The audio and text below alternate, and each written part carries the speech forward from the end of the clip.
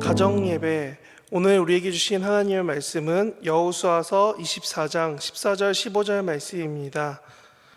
제가 순서지에 있는 말씀을 봉독합니다. 그러므로 이제는 여호와를 경외하며 온전함과 진실함으로 그를 섬기라. 너희의 조상들이 강 저쪽과 애굽에서 섬기던 신들을 치워버리고 오직 여호와만 섬기라. 만일 여호와 섬기는 것이 너희에게 좋지 않아 보이거든 너희 조상들이 강 저쪽에서 섬겼던 신들이든지 또는 너희가 거주하는 땅에 있는 아모리 족속의 신들이든지 너희가 섬길 자를 오늘 택하라. 오직 나와 내 집은 여호와를 섬기겠노라 하니. 아멘. 사랑하는 가족 여러분, 오늘 우리는 이 말씀을 붙잡아야 됩니다. 2026년 새로운 설날이 밝았습니다. 바쁜 일상을 뒤로하고 온 가족이 한자리에 모여서 하나님께 예배드리는 시간일 것입니다. 우리 인생에서 가장 복된 순간임을 우리는 믿습니다. 그렇기 때문에 26년을 새롭게 시작하는 이 설 명절에 우리가 한 가지 결단하기 바랍니다. 그것은 바로 우리가 온전한 신앙을 지켜가자라고 결단하기 바랍니다. 오늘 본문 여호수아 24장은 이스라엘의 위대한 지도자이자 110세의 나이로 하나님께 부름받기 직전에 24장의 이야기를 시작합니다. 모든 지파를 세겜에 모아놓고 그가 마지막으로 고백한 진실한 이야기가 여호수아 24장입니다. 그가 평생에 하나님과 동행하며 정말 말도 안 되는 가나안 정복을 행하며 불가능해 보이는 모세의 후계자로서 정말 너무 막막한 그 상황 가운데 하나님만 의지하던 그 사람이 인생의 마지막에 자기 자손들과 또한 남아있는 이스라엘 백성들을 모아서 말하는 겁니다. 뭐라고 하냐면 오늘 본문 읽었던 것처럼 오직 여호와만 섬기라 라고 말합니다. 그의 위대한 선언이 오늘 우리 가정 각자의 자리에서 결단되는 위대한 선언이 되기 바랍니다. 정말 이 선언을 위해선 우리는 세 가지 구체적인 내용들이 필요합니다. 첫째는 14절에 나오는 것입니다. 하나님을 섬길 때 어떻게 해야 되냐면 온전함과 진실함으로 섬겨야 합니다. 온전함은 히브리어로 흠이 없는 상태, 나누어지지 않은 마음을 말합니다. 진실함은 변함없이 신실하신 하나님의 성품을 닮은 진리를 말합니다. 하나님께서 우리에게 원하시는 것은 사실 대단한 업적은 아닙니다.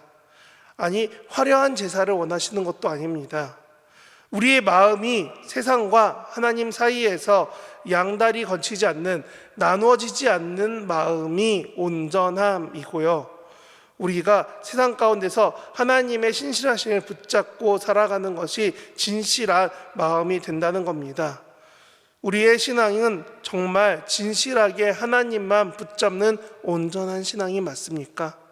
사실 주일 아침에 와서 혹은 이렇게 예배하는 자리에서 하나님을 찾기는 너무나 쉽지만 우리의 삶에서 하나님을 월요일부터 토요일까지 하나님과 동행하는 삶을 살지 못할 때가 너무나 많이 있음을 고백해야 됩니다. 그래서 26년 올 한 해에는 우리 모인 가족들이 모두 하나님 앞에서 코람데오, 즉 하나님 면전에서 사는 삶을 실천하시기 바랍니다. 부모는 자녀가 보이지 않는 곳에서도 정직하게 행동하고 자녀는 부모의 눈을 속이지 않으며 모두가 보이지 않는 하나님을 의식하며 진실하게 서로를 대할 때에 우리 가정은 비로소 하나님의 거처가 될 것입니다. 형식적으로 주일에 와서 예배드리는 것을 넘어서 우리의 삶 전체가 하나님께 드려지는 산 제사가 되기를 진심으로 소망합니다. 그런 가정은 15절에 나오는 것처럼 우리는 결단하는 겁니다. 하나님을 섬길지 세상을 섬길지요. 여호수아는 말합니다. 너희가 섬길 자를 오늘 택하라. 이 말씀은 우리가 하나님을 믿는다고 하면서도 실제로는 온전하지 못하게 세상의 수많은 우상들에게 마음을 빼앗기고 있지 않는가 하고 돌아보게 말하는 겁니다. 여호수아 시대의 이스라엘 백성에게는 가나안의 풍요를 약속한다는 가나안의 신인 바알과 아세라가 있었습니다. 그러면 26년 오늘은 우리에게 어떤 우상이 있을까요? 하나님보다 더 의지하는 통장의 잔고가, 혹은 자녀의 성공이라는 이름 뒤에 숨겨진 부모님의 욕심이, 하나님과 소통하는 시간보다 더 많은 시간을 가져가는 디지털 매체로서의 드라마나 영화나 혹은 다른 여러 가지 미디어 매체들이 우리의 자신의 안락함과 자존심이 결국은 우리는 하나님보다 이런 다른 것들을 선택하게 만드는 것입니다. 그래서 여호수아는 말합니다. 너희가 오는 길에 만났던 신이든지 아니면 너희가 지금 만나게 될 신이든지 너희가 원하는 신을 선택하라고요. 우리는 현대판 우상들에게 둘러싸여서 혹시나 지배당하고 있지 않는지, 아니 혹시 두 마음이 나누어진 마음이 되지 않았는지 돌아보기 바랍니다. 우상은 단순히 나무나 돌로 만든 조각상이 아닙니다. 하나님보다 더 사랑하는 그 모든 것이 우상이 됩니다.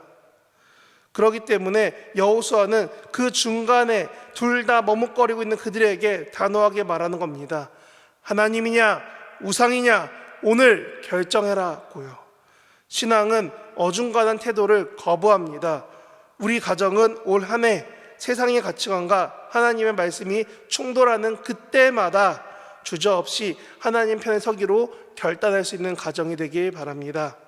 손해보더라도 정직을 택하고 바쁘더라도 기도의 자리를 지키며 나 중심의 삶에서 하나님 중심의 삶으로 걸어가는 것, 결정하는 것, 우리의 우선순위를 분명히 할 때에, 선택을 분명히 할 때에 하나님의 일하심도 우리 삶에 분명히 나타날 것입니다. 마지막으로 여호수아는 역사의 길이 남을 위대한 고백을 합니다.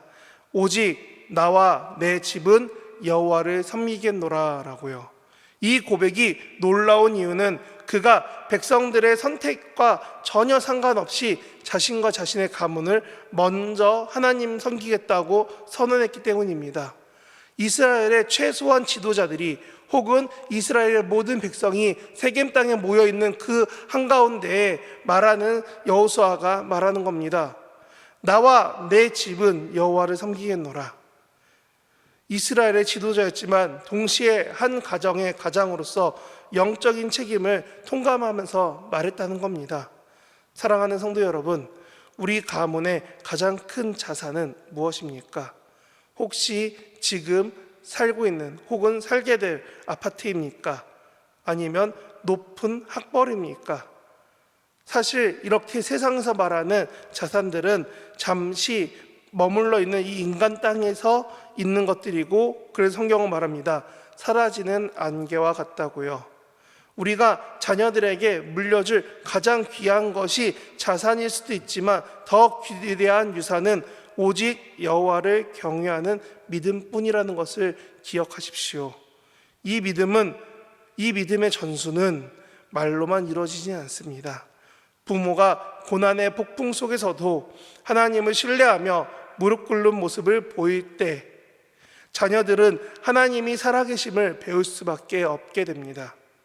형제들이 서로의 허물을 덮어주고 사랑으로 연합될 때 세상은 우리 가정을 통해서, 각자의 가정을 통해서 하나님의 나라를 볼 수밖에 없게 됩니다. 26년 우리의 가정이 단순히 모이는 가족을 넘어서 서로의 신앙을 격려하고 붙드는 가정이 되기 원합니다. 그런 영적인 군대가 되기 바랍니다. 우리가 오늘 세우는 이 결단이 우리의 결단이 되지 않고 그 밑으로도 3대, 4대, 그걸 넘어서 만대까지 이르는 큰 축복이 가정 가운데 간절히 임하길 원합니다. 그래서 말씀을 정리합니다. 26년 한 해 동안 우리 앞에는 수많은 도전과 변화가 기다리고 있을 것입니다.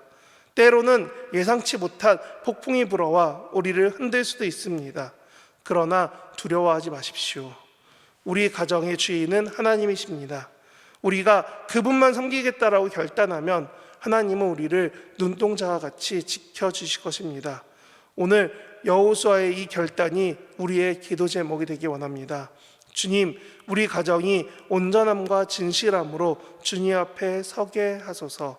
세상의 유혹 앞에서도 주저없이 하나님을 선택하게 하소서. 그리하여 가문이 대대로 하나님을 섬기는 믿음의 명문 가문이 되게 하소서.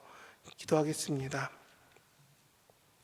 하나님을 경외하는 자에게 약속하신 참된 평안과 손으로 수고한 대로 먹게 하시는 형통의 복이, 그리고 가족 간의 깊은 사랑이, 화목이 26년 한 해 동안 우리 가정 위에 충만하시기를 주 예수 그리스도의 이름으로 간절히 축원합니다. 아멘.